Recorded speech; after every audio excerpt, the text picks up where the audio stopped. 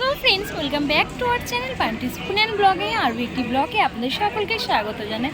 তো আপনারা এটা দেখে হয়তো কিছুটা আপনারা গেস করতে পারছেন যে আমি কোথায় ঘুরতে এসেছি। তো স্কিপ না করে ফার্স্ট থেকে লাস্ট পর্যন্ত দেখতে থাকুন। কলকাতার মধ্যে এমন কিছু কিছু জায়গা আছে যে সেই স্থানে না গেলে হয়তো আমরা সেই জায়গার সম্বন্ধে কিছু জানতেই পারবো না।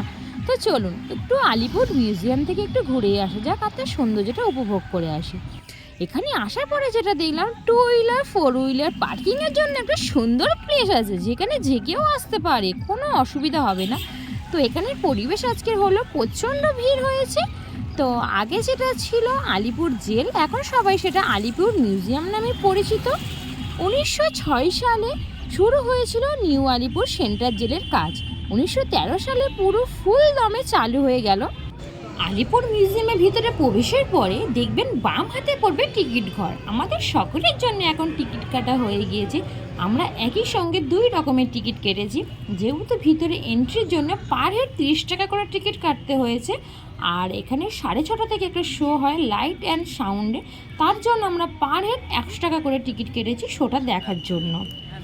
এখানে আছে আলিপুর মিউজিয়ামের ম্যাপ। তো ম্যাপটা দেখার পরে আমরা সোজা স্ট্রেটভাবে চলে যাচ্ছি। তো দেখা যাক সামনে কি পড়ে। তো এখানে আর কিছুটা হেঁটে আসার পরে দেখলাম ফাঁসি মঞ্চ, নেহরু কক্ষ, নেতাজি কক্ষ এগুলোই আছে। তো ফাঁসি মঞ্চ কোনটা সেটাই আগে দেখার চেষ্টা করব। তো এটা হলো ফাঁসি মঞ্চ। তো ইংরেজদের আমলে যাদেরকে ফাঁসি দিত তারা এই কক্ষে রেখে দেওয়া হতো। তো এটা হলো দীনেশ গুপ্তকে রাখা হয়েছিল। তো এখানে অবশ্য দীনেশ গুপ্তর স্ট্যাচু রয়েছে। দীনেশ গুপ্তকে ইংরেজ আমল থেকে জিজ্ঞাসা করেছিল, ফাঁসির আগে তোমার কি কোনো শেষ ইচ্ছে আছে? দীনেশ গুপ্ত বলেছিল, আমি সেই গভীর ঘুমে ঘুমাতে চাই যা সব জ্বালা মুছে দিতে পারে, আর আমার মৃত্যুতে যেন কেউ চোখের জল না ফেলে। এই বলে তিনি স্বইচ্ছায় ফাঁসির দিকে এগিয়ে গিয়েছিলেন। এই কক্ষের সামনে আরও একটা স্ট্যাচু রয়েছে যে ভারতীয়দের কিভাবে তারা ফাঁসি দিয়েছিল। তো এখানে আলিপুর জেলের শহীদের তালিকার মধ্যে রয়েছে কানাইলাল দত্ত, সত্যেন্দ্রনাথ বসু, বীরেন্দ্রনাথ দত্তগুপ্ত, গোপীন্দ্রনাথ সাহা, প্রমোদ রঞ্জন চৌধুরী, অনন্তহরি মিত্র, দীনেশ গুপ্ত, রামকৃষ্ণ বিশ্বাস, দীনেশ মজুমদার, এদেরই সকলকে শহীদ হয়েছিল এখানে। ব্রিটিশদের আমলে এতগুলো দেশপ্রেমীকে ইংরেজরা এই ফাঁসির মঞ্চে তাদেরকে শেষ নিঃশ্বাস ত্যাগ করিয়েছিলেন, আর এই ফাঁসির দড়িতে তাদেরকে ফাঁসি দেওয়া হয়েছিল।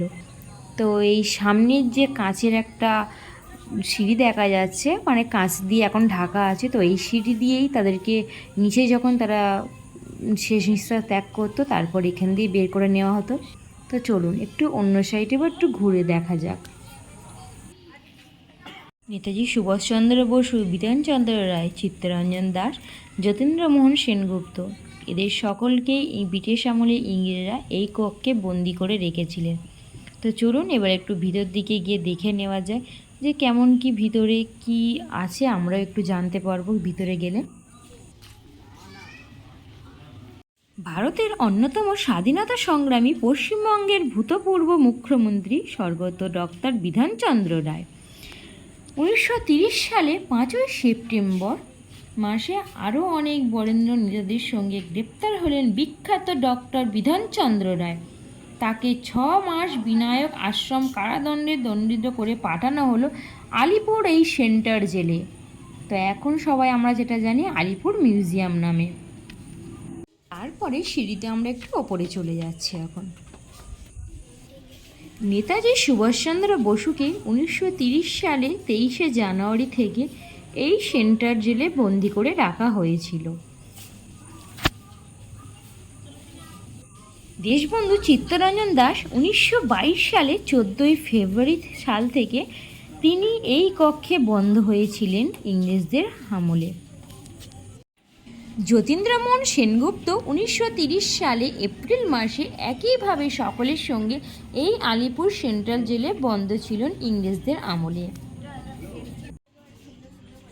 এখন হয়তো আমরা সকলেই এই দৃশ্যটিকে দেখে বলবো যে এক সুন্দর প্রকৃতির দৃশ্য, কিন্তু ব্রিটিশদের আমলে যারা এই আলিপুর সেন্ট্রাল জেলের মধ্যে বন্ধ ছিল তাদের জন্য কি সেই সময়কালটা কি খুবই ভালো ছিল? তাদের সময় ছিল এক বন্ধ হয়ে আসা, নিঃশ্বাস না নিতে পারার এক প্রকৃতির দৃশ্য ছিল তাদের কাছে। জওহরলাল নেহরুর কক্ষ। 1934 সালে 17 ফেব্রুয়ারি জওহরলাল নেহরুকে এই সেন্ট্রাল জেলেই বন্ধ করে রাখা হয়েছিল, আর এই কক্ষটি তার জন্য আলাদাভাবেই বানানো হয়েছিল।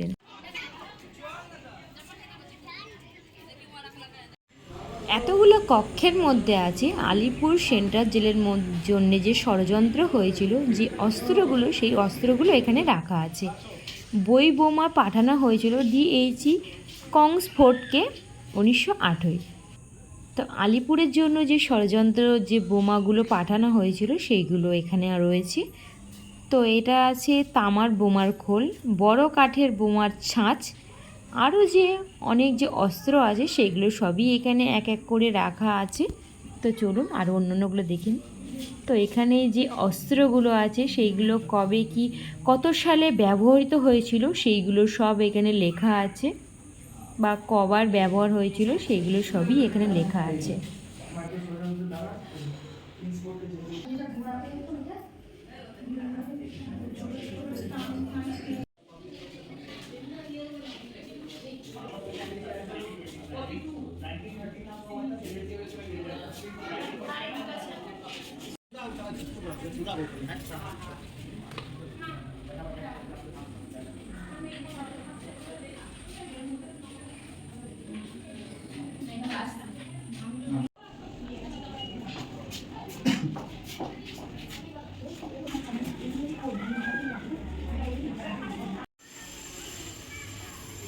ব্রিটিশদের আমলে সেই সময় কারাগারের বিভাগের ইন্সপেক্টর ছিলেন কর্নেল নরম্যান স্কেয়ার স্যামসন। এটি তারই স্ট্যাচু। সেই সময়কালে এই পদ্ধতি চালু করেছিলেন কুখ্যাত কর্নেল নরম্যান স্কেয়ার স্যামসন।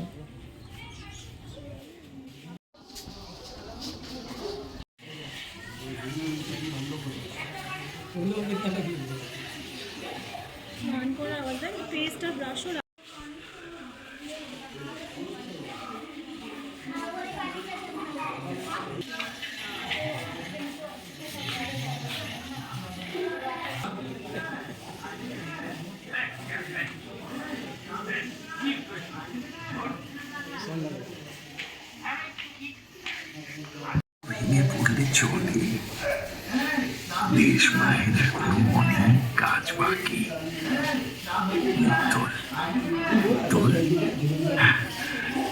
চোখ মুছ, আমাদের যে পারতেই হবে।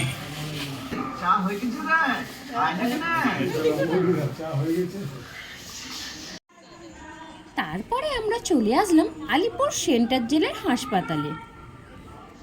আলিপুর সেন্ট্রাল জেলের হাসপাতাল এক অন্যান্য ইতিহাসের সাক্ষী। এখানকার জেল হাসপাতালে 120 জন চিকিৎসার ব্যবস্থা ছিল। তাদের দেখভাল করতে নিজেই ডক্টর বিধানচন্দ্র রায় এই কাজ চেয়ে নিয়েছিলেন। তিনি বলেছিলেন, আসল মনোবল আছে স্বাধীনতা লাভের মধ্যে। এমন স্বপ্ন কখনো কি দেখেছ? স্বাধীনতা লাভ করতে গেলে তো সকলকে বেঁচে থাকতেই হবে। সময় মেনে ওষুধের প্রয়োগ আর রোগীর সঙ্গে মমতাময়ী সম্পর্ক স্থাপন, এই 3টি নিয়ম মেনে তিনি বহু রোগীর প্রাণ বাঁচিয়েছিলেন। জেলের বাইরে অবস্থিত নিজস্ব প্রাচীর দিয়ে ঘেরা এই হাসপাতালটি। শোনা যায় এখানে পণ্ডিত জওহরলাল নেহেরু এবং নেতাজি সুভাষচন্দ্র বসুর মতন বিশিষ্ট ব্যক্তিবর্গ এসে সেবা ও সুস্থতা পেয়েছিলেন। রাজ্যের অন্যান্য জেল থেকেও অপরাধীদের এখানে পাঠানো হতো চিকিৎসা লাভের উদ্দেশ্যে। 32 নম্বর মুরারিপুকুর রোডে অভিযান চালিয়ে 14 জন সাহসী দেশপ্রেমীকে গ্রেপ্তার করা হয়। তাদের বিরুদ্ধে রুজু করা হয় মানিকতলা বোমা ষড়যন্ত্র মামলা।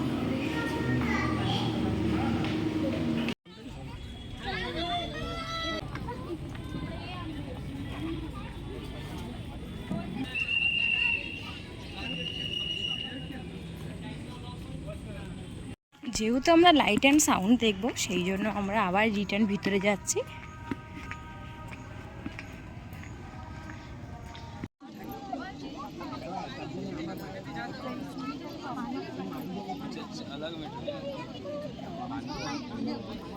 সাড়ে 6টা থেকে যে শোটি হয় তার জন্য সকলকে ফোন অফ করতে বলছে। এখানে শোটা চালু হওয়ার প্রথমেই বলে দিয়েছিল যে কোনো রকম ভিডিও বা ফটো তোলা যাবে না, সেই জন্য আমি কোনো ভিডিওই তুলতে পারিনি। যদি আপনারা পারেন তো মিউজিয়ামে আসার পরে শোটি দেখে নেবেন।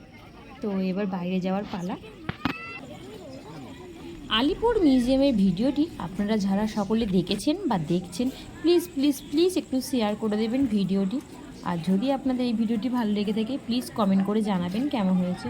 আর লাইক, কমেন্ট, শেয়ার, সাবস্ক্রাইব করে দেবেন। নিচে থাকা বেল আইকনটি প্রেস করে দেবেন, তাহলে অতি অবশ্যই নেক্সট ভিডিও নোটিফিকেশান আপনাদের সকলের কাছে পৌঁছে যাবে। সো টাটা, ভিডিওটি আমি এখানেই শেষ করলাম।